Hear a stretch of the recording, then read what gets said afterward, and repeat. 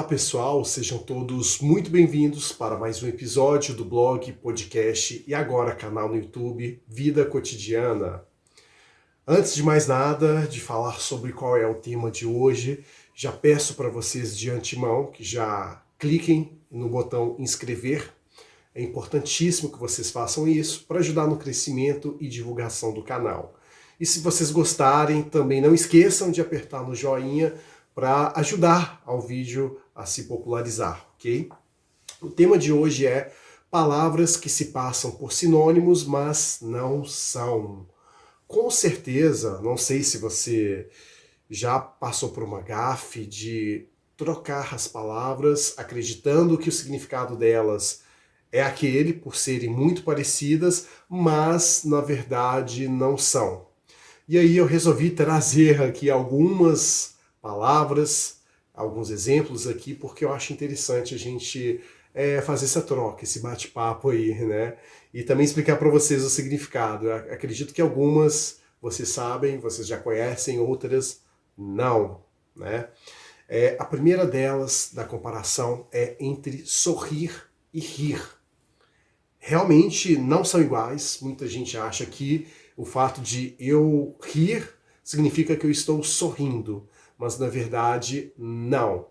O que é rir? Nada mais é do que você, de uma maneira espontânea, você ri de algum fato do cotidiano, de alguma piada, de algo que foi engraçado ou até mesmo de si próprio.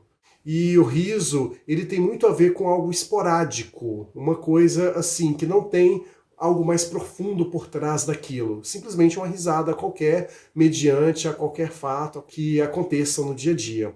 Agora, quando você sorri, significa que é algo muito espontâneo, muito natural, que acontece através de uma exposição a uma felicidade que você teve. E o sorriso nada mais é do que uma representação do fato de você estar naquele momento feliz. Isso é muito bacana, porque o riso ele tem sim a sua particularidade no sentido de transmitir aquele momento bem rápido, aquele momento de piada, de descontração, ao passo que o sorriso não necessariamente aconteceu algo engraçado, mas você simplesmente sentiu uma felicidade dentro de si, e aí a forma visual de mostrar que você de fato vivenciou aquela felicidade é através do sorriso, que nada mais é do que a demonstração física daquela felicidade exalando em você, ok? Não confundam, tá? Rir com sorrir. Agora, a próxima palavra de comparação, as próximas, né, na verdade, querer e desejar.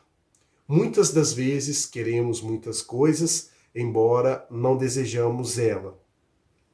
Vamos lá. O querer nada mais é do que uma vontade de posse, de você ter aquilo também por um lapso, um curto período de tempo. Por exemplo, eu quero um sorvete, né? Eu quero simplesmente porque eu quero ter aquele sentimento de posse.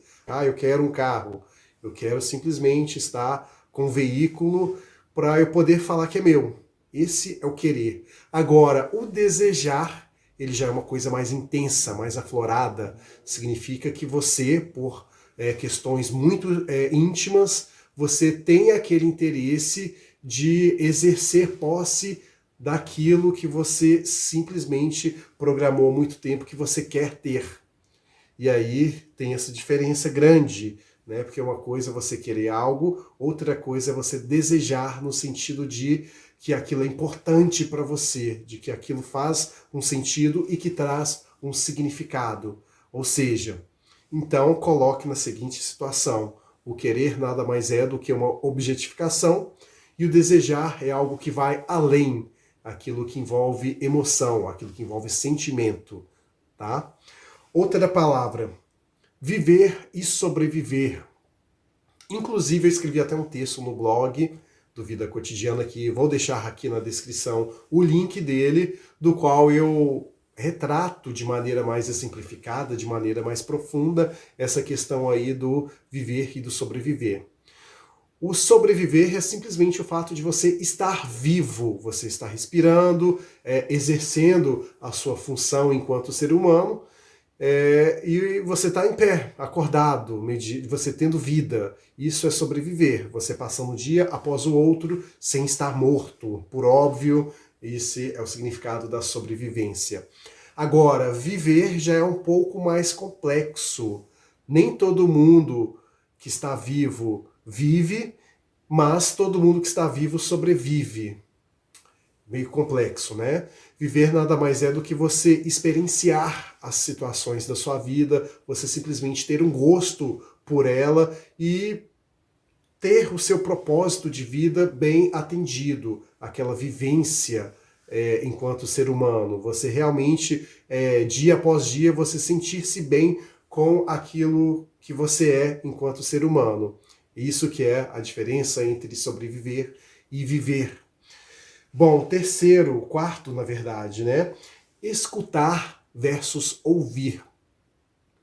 O escutar nada mais é do que você simplesmente estar com o seu sentido de audição apurado a ponto de identificar qualquer sonoridade. Esse é o ato de escutar. Não significa necessariamente uma compreensão daquilo que está sendo dito ou então representado em formato de som. Ao passo que o ouvir, ele já é mais aprofundado. Por exemplo, se eu ouço você falando comigo, significa que há uma comunicação ali, né? Que eu e você estamos tendo um diálogo do qual ambos conseguem compreender aquilo que está sendo dito. Então, se eu te ouço, significa que eu tenho a capacidade de avaliar o que você está me dizendo e também fazer um juízo de valor, se aquilo representa algo para mim ou não. E também no sentido de me colocar no seu lugar. A partir do momento que eu te escuto, eu consigo entender os motivos que te levam a ter aquele determinado tipo de argumento, aquela sonoridade que você exala, ok? Então, também não confundam. Escutar é diferente de ouvir. O outro é ver e enxergar.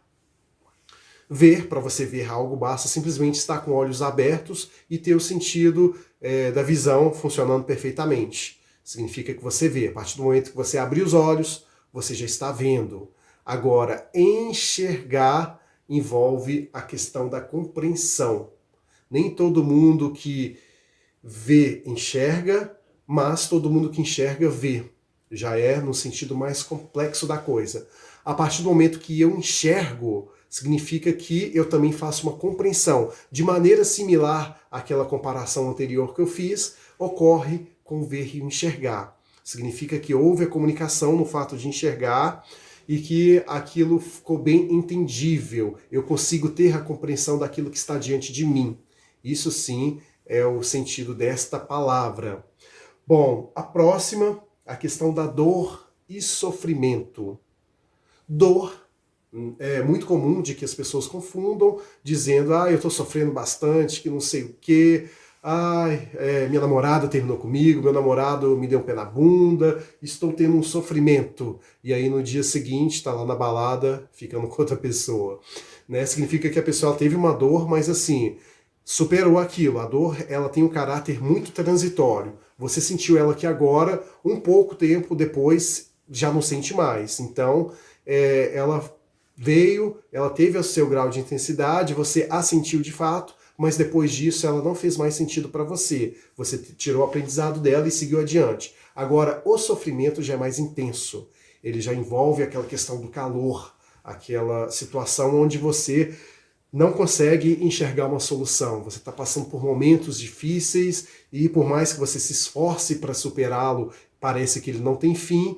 E por ele perdurar por muito tempo de uma maneira muito mais intensa, ele se caracteriza como sofrimento, ok? Que nada mais é do que a dor elevada em termos de tempo e de intensidade. E por último, é a tríade aí, informação, sabedoria e conhecimento. Muitas pessoas confundem demais.